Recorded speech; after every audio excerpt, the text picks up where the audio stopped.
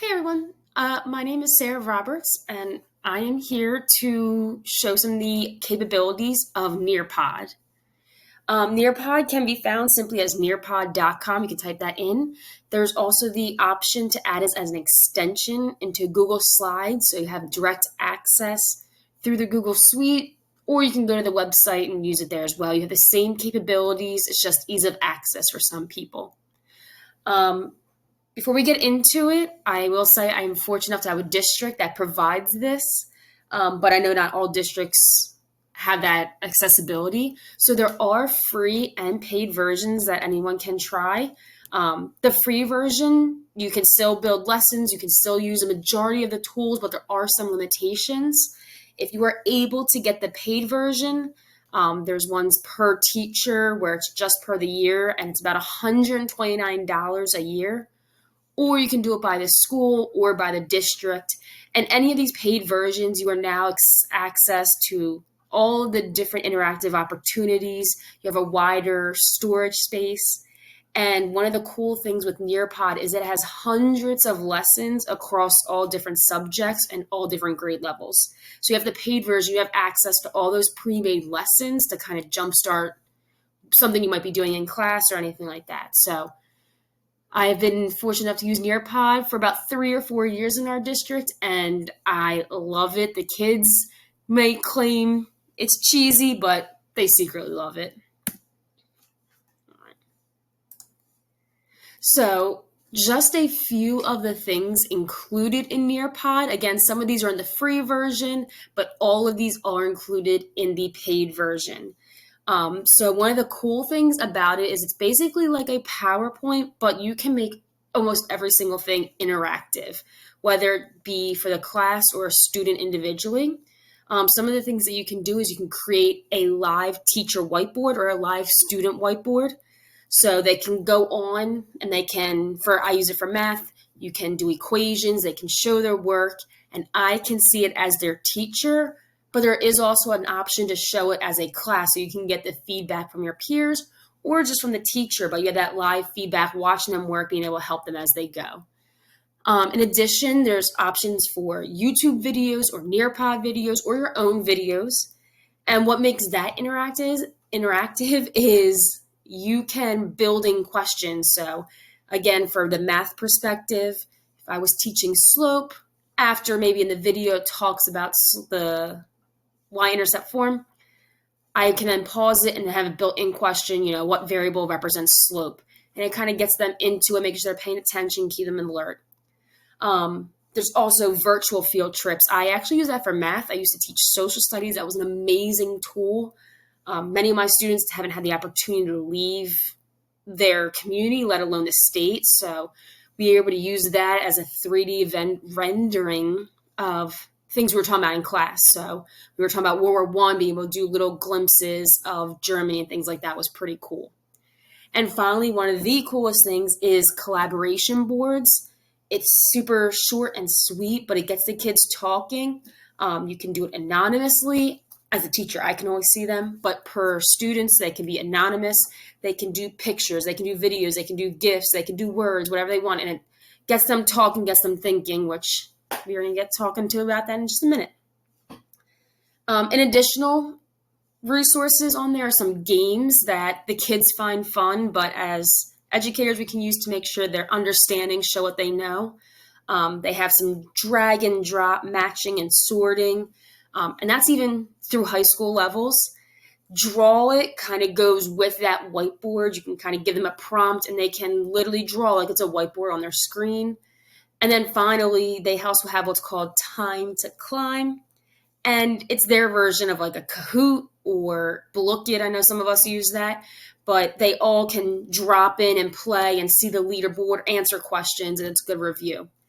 But most importantly, the best thing about this, how everything can be used either synchronously or asynchronously. So depending on how you're planning on teaching or how the student is getting the information, they can do it live with you in class. They can do it afterwards. They can do it at their own pace. It's pretty awesome.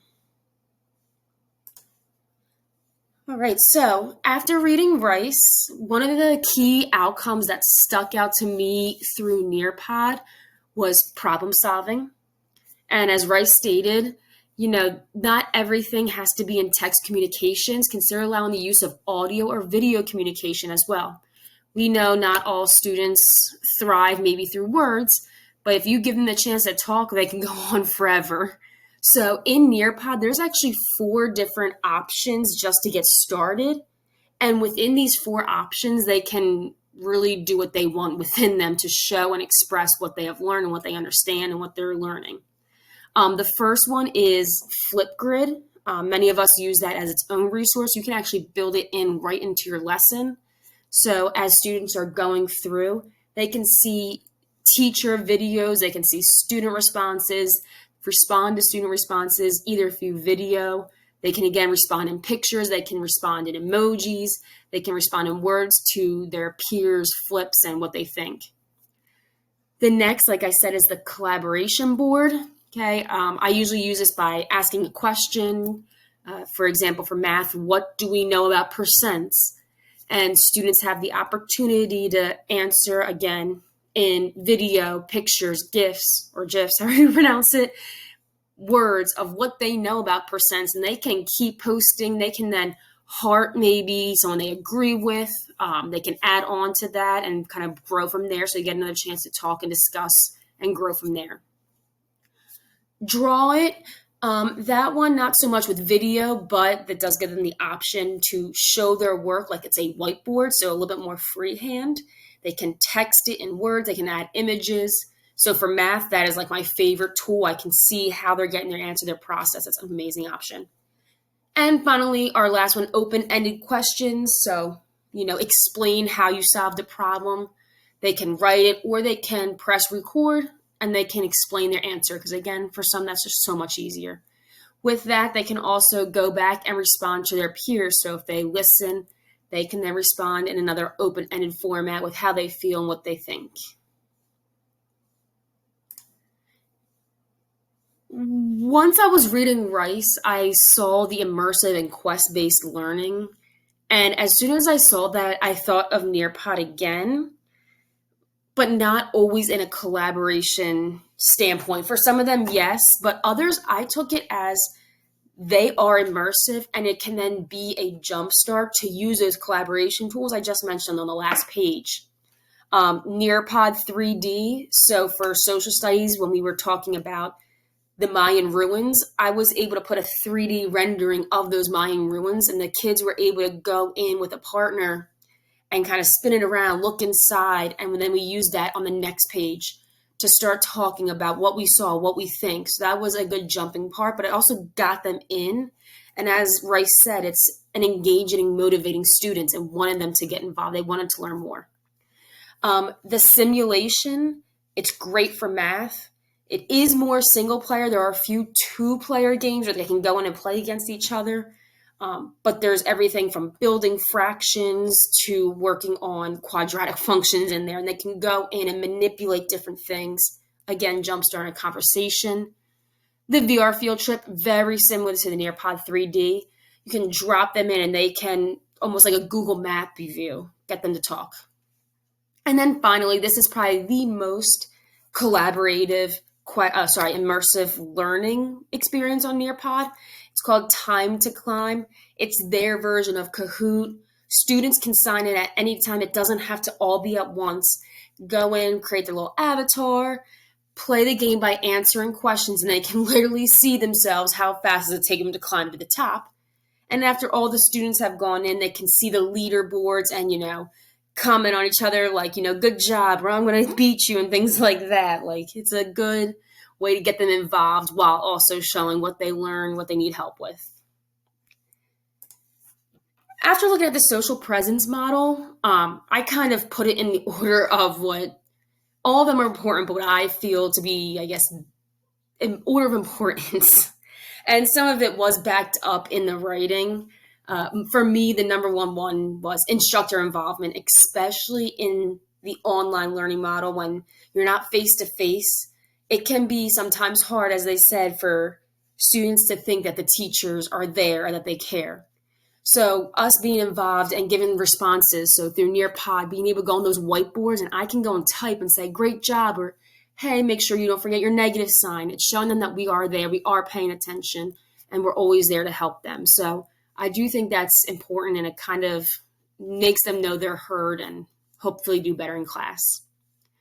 The next one to me would be knowledge and experience, and not so much knowledge and I know everything, but as they mentioned, there are some students that will do better maybe hearing it or have a better explanation from another student rather than me as an instructor. So through those collaboration posts, students can go on and start the conversation and they can build off each other, help each other understand it a little bit better that maybe Miss Roberts wasn't explaining just perfectly enough. The next, community cohesion. Again, definitely important, but it's kind of in the middle for me. I want students to feel at ease, not stressed, know that we are here for them, not only me, but their peers. We want to care. We want everyone to do well. But something that they mentioned in the article that I was not too thrilled about was kind of breaking boundaries by giving cell phone numbers. I totally agree. I want my students to know I'm here for them and I will do anything for them.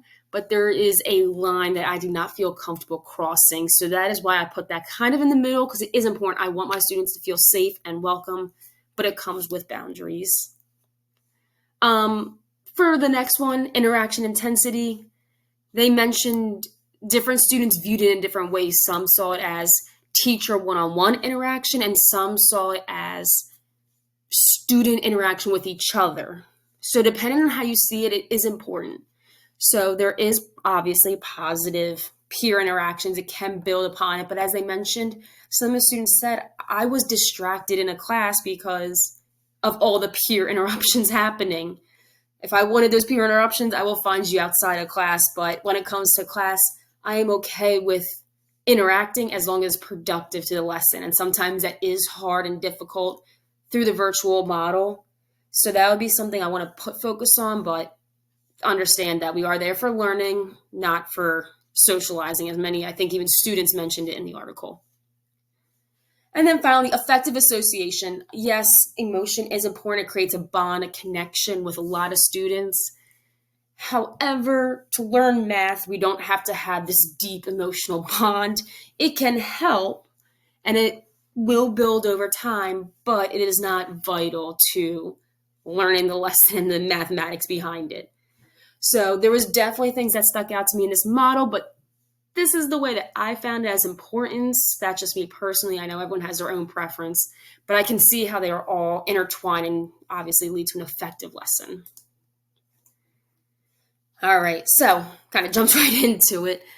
I'm going to now segue into some of the uses of NearPod.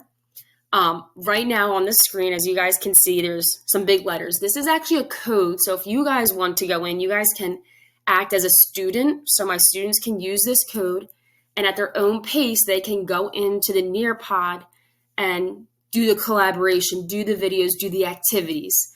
So if you go to join.nearpod.com at the top, and then you type in this code, it's going to ask for your name, but you are able to go in and you can kind of see some of the collaboration tools firsthand as what would be a student, right?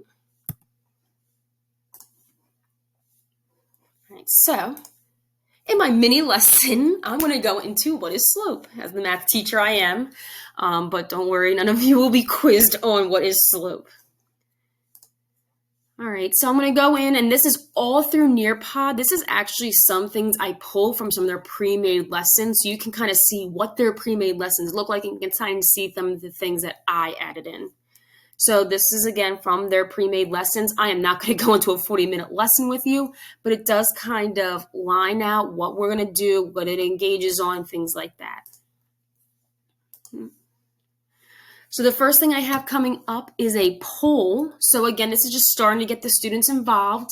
And this can be slightly collaborative because as soon as everyone answers, even after one person answers, it will come up with a nice little pie graph, and it puts all the results out with the student names. I can make it anonymous, and we can then share this for all students to see, and we can talk about it, what we think, what we don't see, if we see any patterns.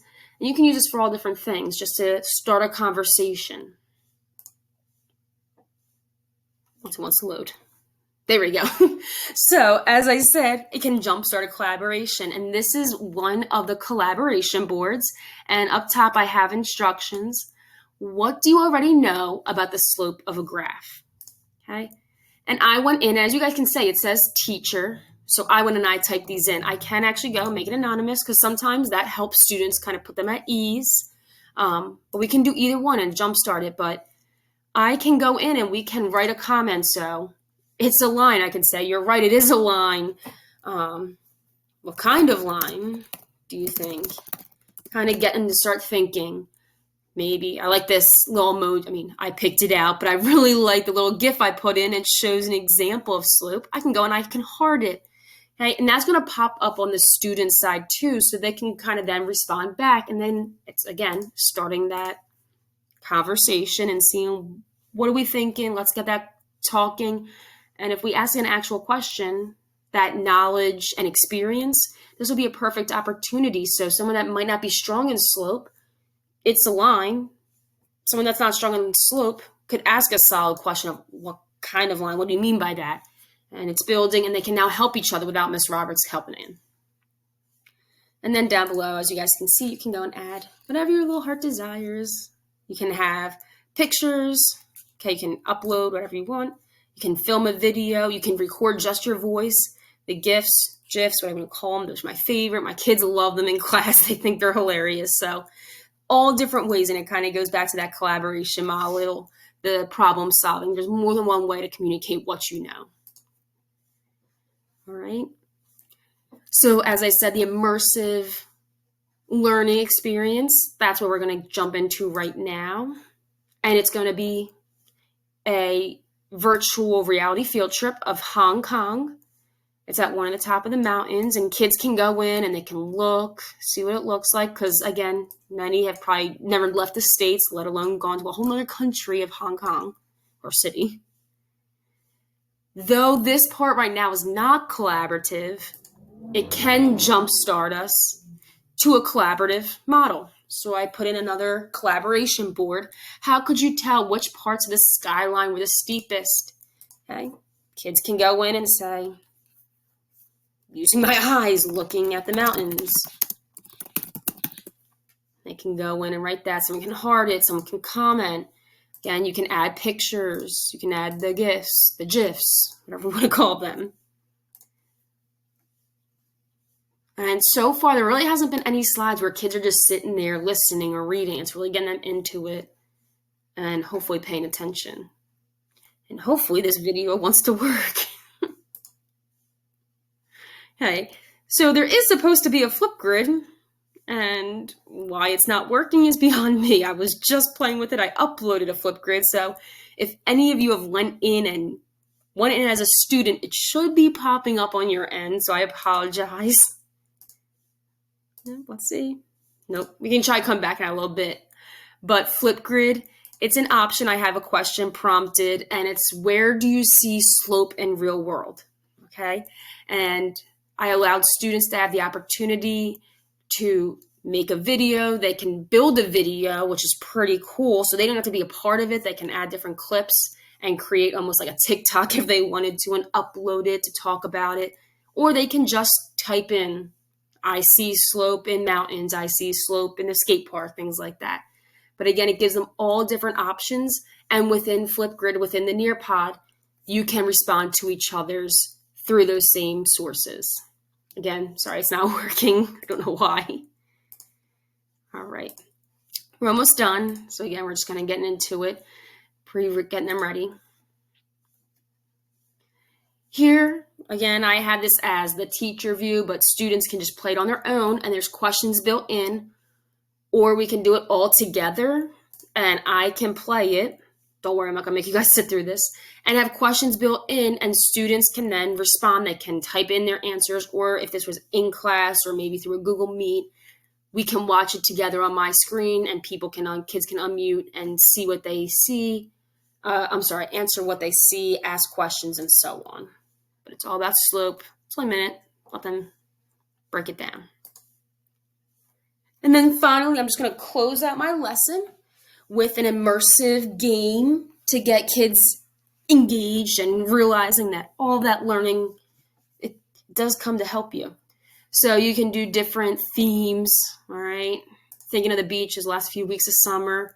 You can have different things, play sounds, pause the game so you can talk about it and answer questions. Continue. As students come in, unfortunately I don't have any students in right now, you'll see their little avatars come in. As they answer, it doesn't have to all be at the same time, but if they get 3 questions out of the 4 right, they might come up to this first set of pep bowls. They get all 4 questions right, they're going to come up to the house, and it's going to show them as they go, and they can go back in and try again. But again, it gives them a reason to help each other, almost compete. I'm a very competitive person and want to do better. So hopefully we saw something in here that intrigued us. I must say I love NearPod. I use it for math. I use it for social studies. There are endless possibilities. So if you have that opportunity, I highly suggest using NearPod. Thank you so much.